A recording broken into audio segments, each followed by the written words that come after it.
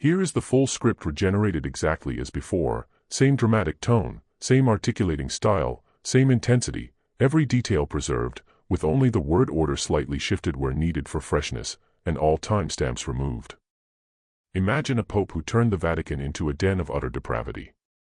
A spiritual leader who gambled away sacred treasures, sold holy ordinations to children for cash, and died in the bed of another man's wife. This is not some dark fantasy. This is the documented life of Pope John XII, the most scandalous pontiff in Catholic history. His reign was so corrupt, so violent, and so completely devoid of morality that it came within a hair's breadth of destroying the papacy's credibility forever. What you are about to hear will shock you, disturb you, and permanently change how you see the medieval church.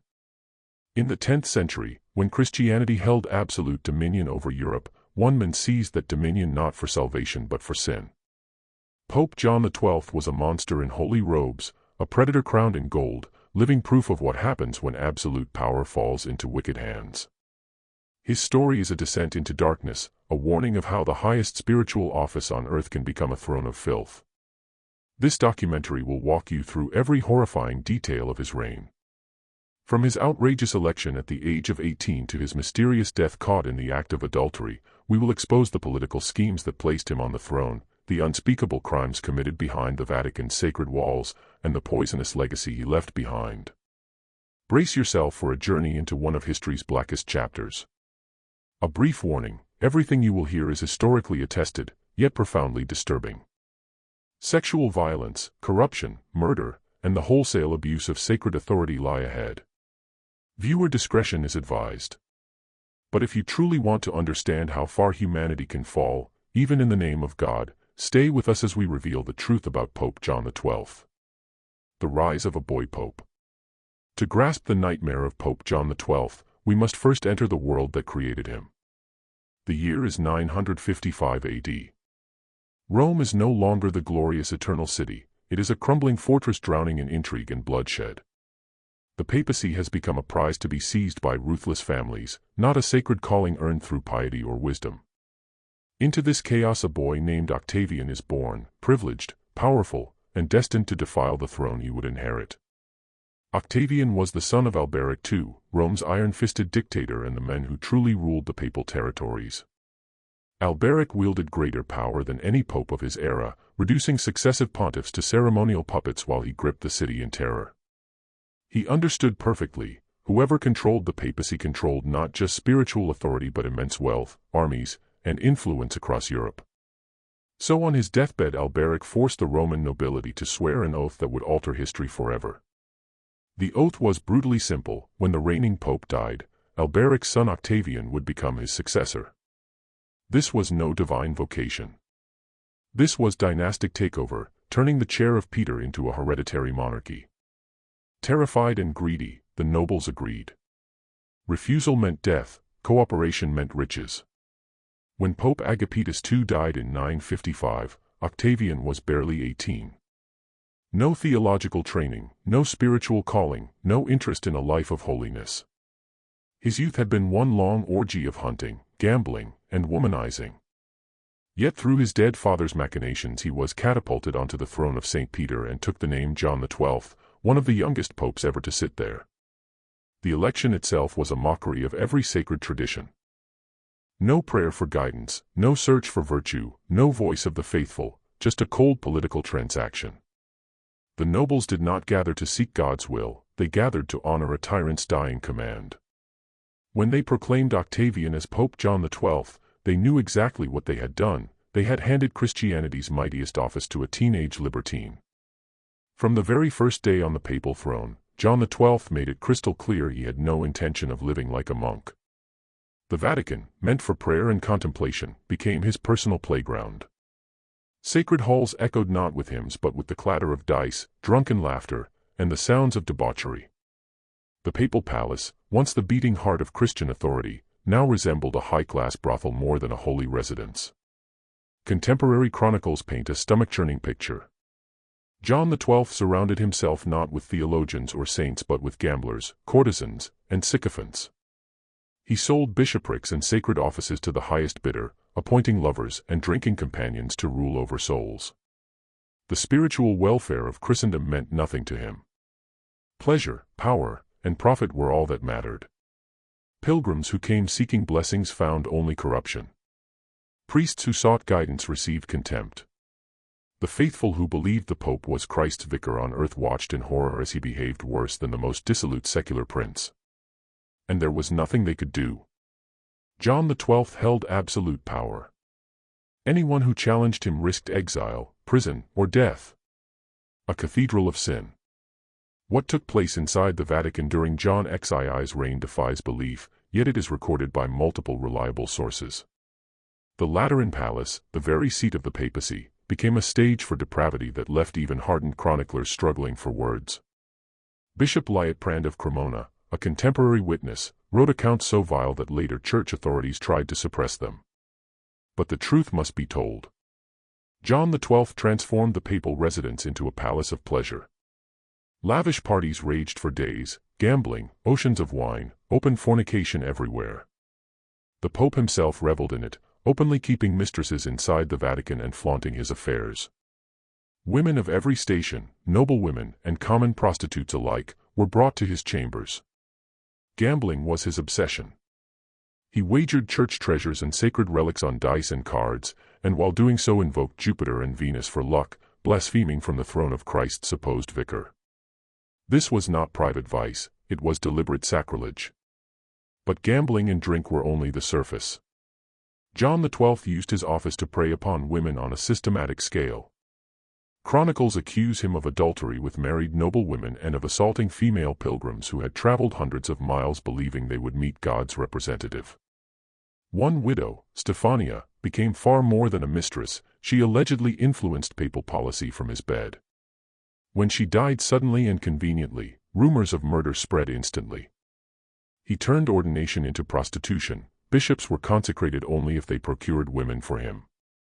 Incest was openly charged, with his own niece and his father's concubine. No boundary of decency remained uncrossed.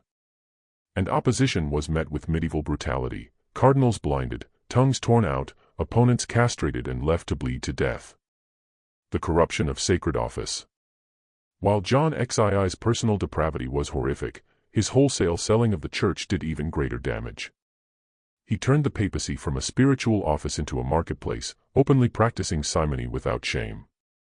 Bishoprics, abbeys, and cardinalates were sold to the highest bidder regardless of character or qualification. One notorious case saw a 10-year-old boy ordained bishop because his wealthy father paid an enormous sum. The child could barely read the Latin prayers, yet Pope John XII himself performed the consecration in full ceremony. Sacred relics, donated manuscripts, and priceless artworks were pawned or melted down to cover gambling debts and lavish living. Pilgrims were fleeced at every turn, exorbitant fees for blessings, bribes for audiences, every sacrament priced like merchandise. Want an annulment? Pay the Pope. Need a dispensation? Pay the Pope. Seeking absolution? Pay the Pope. Faith meant nothing, money meant everything. This open corruption triggered a crisis of legitimacy that would simmer for centuries and feed directly into the Protestant Reformation 500 years later. Political machinations and military failures. John XII was not content to ruin only the spiritual realm. He plunged into the brutal politics of 10th century Italy with disastrous results. He inherited the papal states but possessed neither his father's military skill nor diplomatic cunning. His great enemy was Berenger II, King of Italy, who threatened Rome itself. Outmatched and friendless, John XII made a fateful choice. He invited Otto I, King of Germany, to invade Italy and protect the papacy. In 962 Otto was crowned Holy Roman Emperor by John XII in St. Peter's, an act meant to secure protection but which made the Pope little more than the emperor's chaplain. When Otto imposed strict conditions and began treating John as a subordinate, the Pope responded with characteristic treachery. As soon as Otto left Rome, John XII opened secret negotiations with Berenger, the Byzantines, even the Magyar raiders, offering anything to bring the emperor down. The plot was discovered. In November 963 Otto marched back to Rome, and John XII fled with as much treasure as he could carry. Otto convened an unprecedented synod that put a reigning pope on trial. The charges were staggering: adultery, incest, simony, blasphemy, murder, mutilation, invoking pagan gods, and high treason. Witness after witness testified. John XII's response was a letter so obscene and threatening that the bishops were speechless. On December 4, 963, the Synod deposed him, declared him unfit, and elected Leo VIII in his place. John XII refused to accept the verdict. When Otto left Rome again, the deposed pope stormed back with armed supporters, retook the city, and unleashed terrible vengeance: tongues cut out, eyes gouged, Cardinal Benedict castrated and paraded naked through the streets until he died. A death shrouded in scandal. John XII's second reign lasted barely 3 months. On May 14, 964, he died suddenly. The most widespread account says he suffered a fatal stroke while in bed with a married woman. Another version claims the woman's husband returned unexpectedly and beat the pope to death. A third suggests natural causes, with scandalous stories deliberately spread by enemies. Whatever the exact truth, he died without confession or last rites, caught in the very act of sin, an ending contemporaries saw as divine judgment.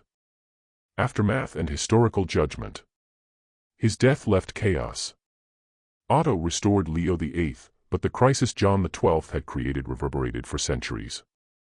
The relationship between popes and emperors would be poisoned for generations. Reform movements were born determined to prevent another such monster ever again reaching Peter's throne.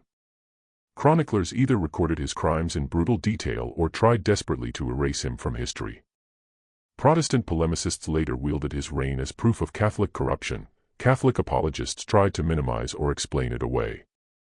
Modern historians debate the exaggeration of some charges, yet the sheer weight of independent testimony and the actions of the 963 Synod make it impossible to dismiss the broad picture. John XII was one of the worst human beings ever to occupy the papal throne. He was the culmination of the Saeculum Obscurum, the dark age of the papacy, when Roman noble families treated the chair of Peter as private property. He stands out even among that wretched company for the shamelessness and youth with which he embraced total depravity. Lessons from history. His story teaches timeless truths. No institution, however sacred, is immune to corruption when power lacks accountability. Dynastic succession breeds disaster. Mixing spiritual and temporal power corrupts both. Transparency is the enemy of sustained evil. Reform is possible but fiercely resisted by those who profit from rot. Above all, John XII reminds us that individuals bear personal responsibility. Systemic failures enabled him, but he chose every sin. He chose pleasure over duty, vengeance over mercy, depravity over decency. More than 1,000 years later, Pope John XII remains the benchmark of papal scandal, the standard by which all bad popes are measured and usually found wanting. His reign was a catastrophe for the Church, a scandal that echoed through centuries, and an eternal warning of what happens when absolute power is granted without restraint. He was not merely a bad pope. He was one of the worst human beings ever to claim divine authority, and history's verdict on him is merciless, uncompromising, and entirely deserved.